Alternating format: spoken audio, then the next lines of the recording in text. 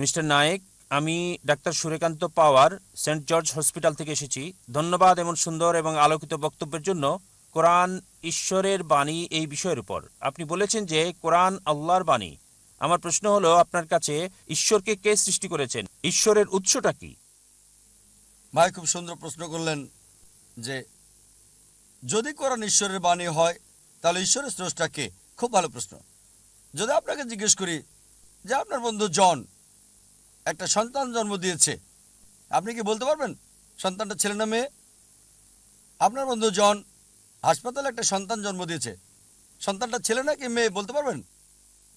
অনুমান করে বলেন। না, ছেলে না মেয়ে বলতে পারছি না। সরি, অনুমান করতে পারছি না। চেষ্টা করেন। 50% হলো বলেন। হ্যাঁ, 50 ভাগ, অর্ধেক সম্ভাবনা। ঠিক আছে, বলেন। ছেলে। ছেলে। ভাই পুরুষ কি সন্তান জন্ম দিতে পারে? না। এখন এটা ছেলে না মেয়ে? নামটা মেয়ে নাম হতে হবে। আমি আপনাকে বলছি আপনার বন্ধু জন। আমি জানি না কোনো মহিলার নাম জন হয় কিনা। না, আমরা বলবো না। আচ্ছা আচ্ছা, ধরেন আপনার বন্ধু, ছেলে বন্ধু, সে হাসপাতালে গিয়ে একটা সন্তান জন্ম দিল। সন্তানটা ছেলে না মেয়ে? মেয়ে।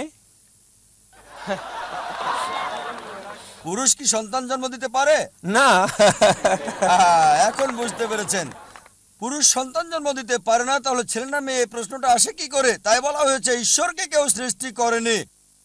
আপনার প্রশ্ন কে ঈশ্বরকে সৃষ্টি করেছে, আমার প্রশ্নের মতো যে পুরুষটা সন্তান জন্ম দিয়েছে হাসপাতালে সেটা ছেলে নাকি মেয়ে, প্রশ্নটাই অযৌক্তিক। কারণ আমরা জানি যে পুরুষ সন্তান প্রসব করে না, তাহলে ছেলে না মেয়ে এই প্রশ্ন আসে কি করে? তাই বলা হয়েছে ঈশ্বরকে কেউ সৃষ্টি করেনি। প্রত্যেক সৃষ্টির একজন স্রষ্টা থাকে, ঈশ্বরের কোনো স্রষ্টা নেই।